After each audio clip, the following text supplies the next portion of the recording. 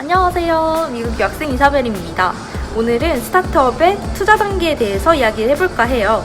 저는 현재 샌프란시스코 위워크에 있습니다.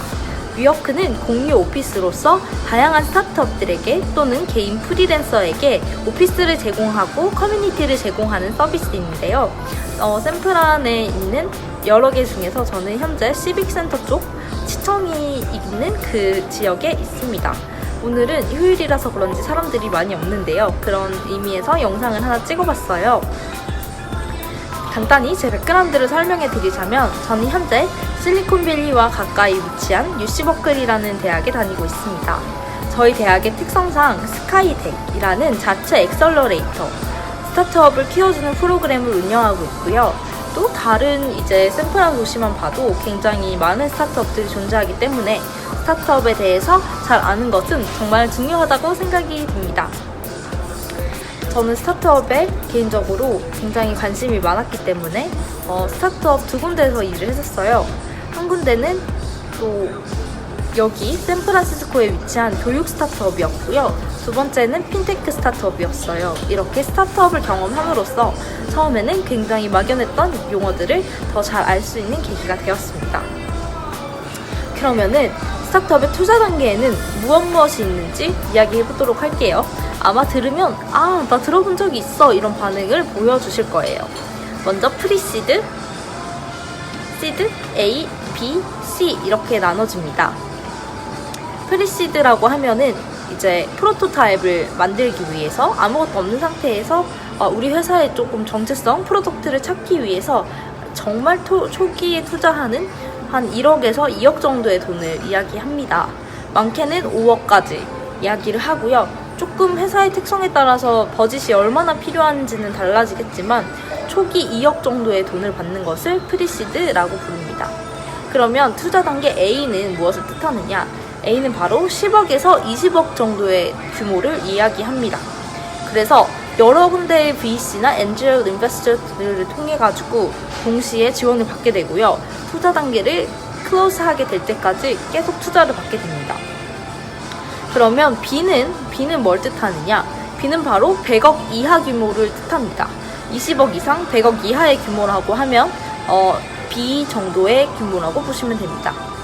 자, C는 100억 이상의 규모일 때 C가 됩니다. 그렇기 때문에 굉장히 규모가 커졌겠죠? 그때쯤이면. 자, 이렇게 투자 단계, 투자 금액으로서 시드, A, B, C 이렇게 나누어 보았는데요.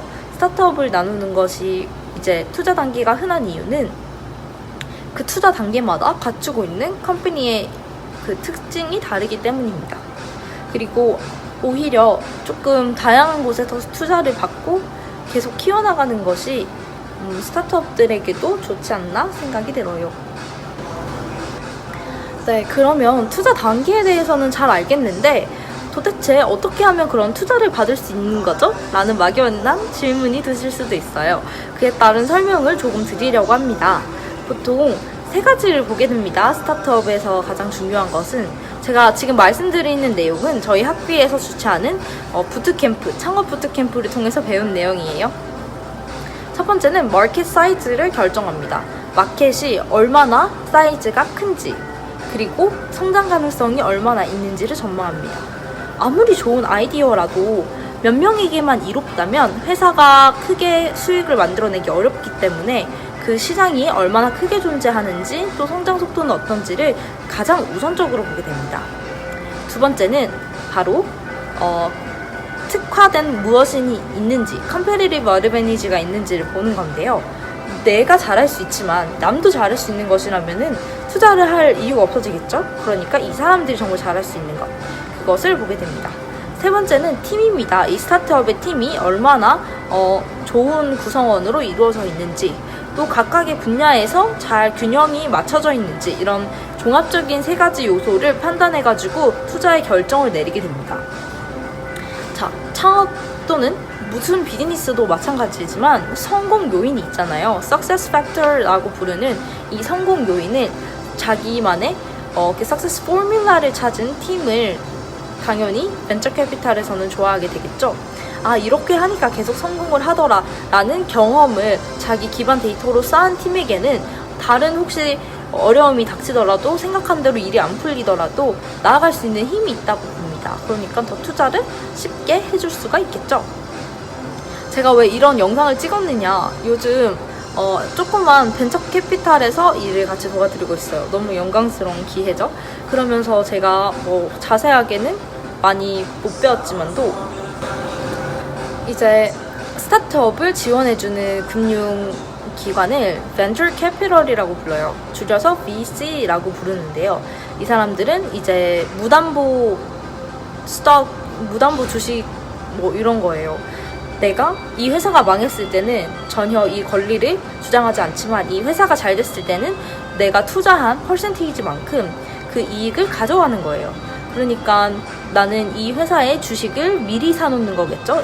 회사가 상장하기 전에. 근데 주식도 샀을 때 잘 되면은 그 이익을 내가 먹지만 못 되면 오로지 나의 손해잖아요. 그렇기 때문에 조금 리스크도 크고 리턴도 큰 그런 운영 서비스라고 보시면 됩니다. 근데 스타트업이 다 잘 되는 게 아닐 텐데 어떻게 계속 투자를 할 수 있죠? 이런 궁금증이 드실 거예요. 저도 그런 궁금증이 들었고요. 좋은 질문입니다. 왜냐하면 스타트업이 9개 중에 하나만 잘 돼도 나머지 망한 8개의 손해를 메꿀 수 있기 때문이에요. 그래서 9대 1의 법칙이라고도 부르는데 9개 중에 하나가 성공할 거라는 생각으로 계속 투자를 하는 거죠. 내가 이 회사가 잘 될지 안 될지 몰라요. 특히 프리시드, 시드 단계, A 단계에서까지도요. 하지만 내가 여러 개를 투자했기 때문에 이 중에 하나라도 걸리면 나는 내 모든 돈을 이득 흑자 전환으로 만들 수 있는 거죠. 그런 원리로 VC들은 투자를 하게 됩니다. 그러면 VC들은 9개 중에 하나만 잘 되면 된다고 하잖아요. 그것 좀 그렇게 하니까 조금 쉬운 것 같은데 뭘 제일 기준으로 보나요? 9개 중에 하나를 어떻게 찾아내죠? 그것도 아직도 좀 어려운 부분이에요, 저에게도. 하지만 하나 꾸준히 계속 논란이 되고 있는 토픽은 사람을 보고 투자를 할 것인가? 아니면 아이디어를 보고 투자를 할 것인가? 이 요소예요. 사람이 너무 좋고 굉장히 의지가 있어서 일을 잘 처리해요. 하지만 프로덕트가 살짝 약하네? 뭐 이럴 수도 있잖아요. 근데 프로덕트는 너무 좋고 아이디어도 너무 좋은데 사람이 조금 팀이 약하네 이럴 수도 있잖아요. 그거는 아주 오래전부터 계속되어던 디베이트고요. 회사마다 조금씩 달라요. 근데 요즘은 점점 사람을 좀 많이 보는 추세인 것 같아요. 사람을 본다는 것은 그 사람이 어떤 행동을 할지 예측할 수 있다는 거잖아요. 그러니까 좀 위험한 상황이나 잘 될 상황에서 이 사람이라면 믿고 맡길 수 있다. 이런 신뢰관계가 굉장히 중요해요. 한번 VC가 돈을 투자하게 되면은 굉장히 롱텀으로 그 스타트업과 함께하게 됩니다. 거의 10년이란 시간을 함께하게 되는데 우리 사실 친구도 연인도 10년을 만나기 참 쉽지 않잖아요. 그런 의미에서 10년 동안 볼 사람이다 라는 생각으로 아주 신중하게 고르게 되겠죠? 그리고 프로덕트가 좋지 않아도 이 사람이 가지고 있는 역량이 너무 좋으면은 잘 이끌어서 키워주는 곳도 많아요. 저도 Y 컴비네이터의 교육 영상을 하나 봤었을 때 이 사람이 어떻게 피칭을 하는 게 자기들에게 제일 매력적인가를 생각해 보면은 같이 상상할 수 있게끔 우리의 미래를 같이 그려나갈 수 있게끔 하는 상상력을 자극해주는 그런 것들이 가장 크게 요소로 작용한다고 하더라고요.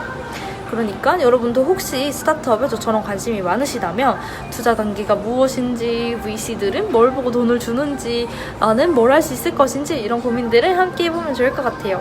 안녕. 오늘도 시청해주셔서 감사합니다.